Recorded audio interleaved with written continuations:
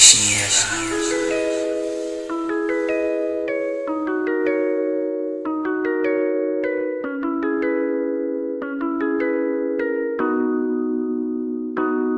นก็แค่กลัวว่าจะมองไม่ชัดที่จะพูดอาจจะดูไม่ดีนะได้โปรดขยับขาเธอเป็นรูปตัว M R ออกช้าๆให้เป็นรูปตัว M เริ่มจากข้างขวาแล้วขยับข้างซ้ายนั่งตรงนั้นเธอไม่ต้องไปไหนได้โปรดขยับขาเธอเป็นรูปตัว M R ออกช้าๆให้เป็นรูปตัว M ขอ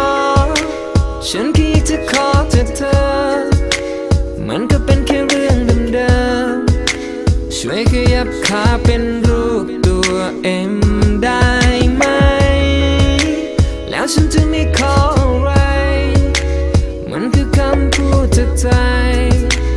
I just wanna see you sexy lady